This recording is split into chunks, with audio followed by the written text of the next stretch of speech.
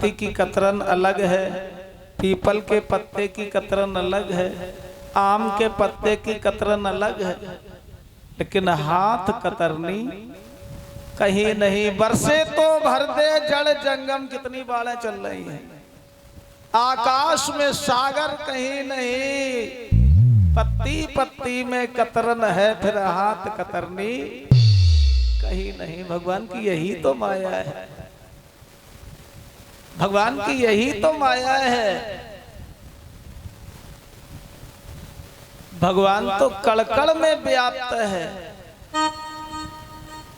लेकिन भगवान तो कहते मैं आना तो चाहता हूं, मैं खाना तो चाहता हूं, लेकिन शिवरी की तरह कोई खिलाता नहीं है, शिवरी की तरह कोई खिलाता नहीं है। मैं आना तो चाहता हूं, लेकिन बालक ध्रुव की तरह मुझे कोई बुलाता नहीं है, मुझे कोई बुलाता नहीं है। भगवान ने बालक ध्रुव को अविरल भक्ति का वरदान दिया, एक लोक प्रदान कर दिया जिसे ध्रुव लोक के नाम से जानते हैं। महाराज ध्रुव जी के आगे चल करके महाराज अंग हुए। अंग जी ने, एक राजा अंग ने एक बहुत बड़ा यज्ञ किया, सभी समुधा लकड़ी इत्यादि सभी सामग्री बड़ी पवित्रता से एकत्रित की, लेकिन उस सांकल्य को, जिस सांकल्य से यज्ञ हो रहा है, उस सांकल्य को केवल सूंघ लिया, जिससे सांकल्य दूषित हो गई। जब सांकल्य दूषित हो गई तो महाराज अंग के एक अत्याचारी पुत्र पैदा हुआ, अत्याचारी बालक हुआ, जिसका नाम बेनु पड़ा। अत्याचार तो अत्याचार है कि फोरे घटपन घट पर जाई, और तपत मुनिन कह आग लगाई। ऐसा अत्याचार करता है संत महात्मा, किसी अपनी कुटिया में बैठ करके भगवान का भजन करते चिंतन करते हैं, तो पीछे से जाता है कुटिया में आग लगा देता है। जब संत महात्मा बिलबिला करके भागते हैं तो ताली बजा करके हंसता है। धीरे धीरे समय चला, वैन स्वयं राज सिंहासन पर बैठ गया, राजा बन गया। सप्त ऋषियों के श्राप से राजा वैन समाप्त हो गया। राजा वैन के शरीर का मंथन किया गया, जिसमें पृथु, महाराज पृथु और अर्ची का उत्पन्न होना हुआ। और पृथु जी ने जो पृथ्वी माने अपनी जो सार गर्भित वस्तुएं हैं वो अपने में समाहित कर ली थी। जिस प्रकार से आज पृथ्वी माँ अपने में ये सार गर्भित वस्तुएं अपने में समाहित करती हुई चली जा रही है?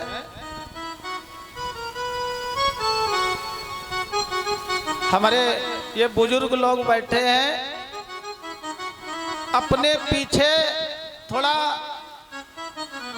अपने मन को ले जाइए कि आज के 20 साल पहले क्या था। 20 साल 30 साल 40 साल पहले आम के था, जामुन लोग सीधे नहीं खाते थे, है ना। आज देखने को जामुन नहीं मिल रहे हैं, लोग बड़े शौक से पन्नी में 1 किलो आम लेके आते, आम ले आए,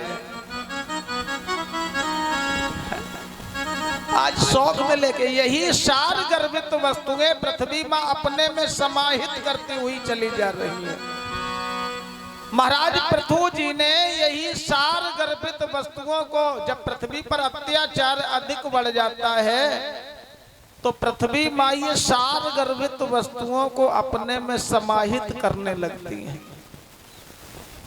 राजा वेनु के अत्याचार से पृथ्वी माँ ने ये सार गर्भित वस्तुएं अपने में समाहित कर ली।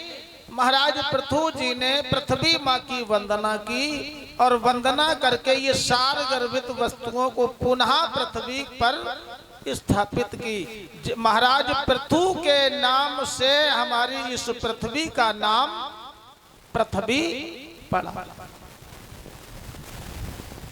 महाराज पृथु के नाम से हमारी पृथ्वी का नाम पृथ्वी है। आगे चल करके महाराज भरत जी हुए। राजेंद्र परीक्षित जी कहते हैं भगवान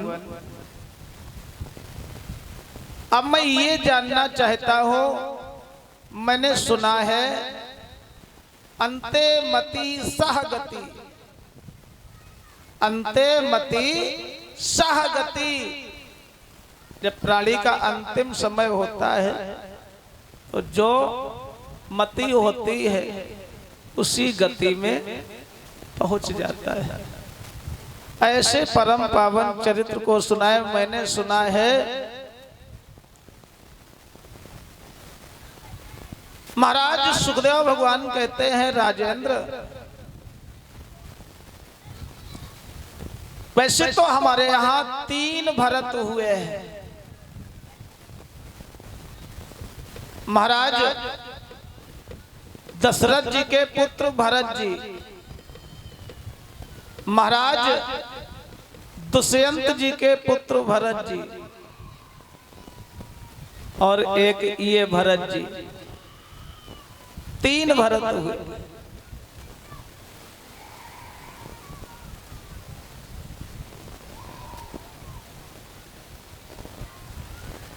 भरत जी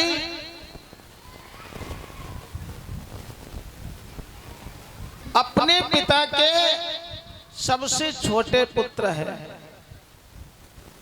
और जो घर में सबसे छोटा होता है ना वो तो सबका दुलारा होता है। अगर कोई भाई सबसे छोटे वाले भाई से अगर कह दे ये फलाना काम कर लो तो माता पिता पहले कहने लगते वो क्यों कर ले, तुम कर लो, वो छोटा है, तुम कर लो, है ना? वो नहीं, तुम कर लो। भरत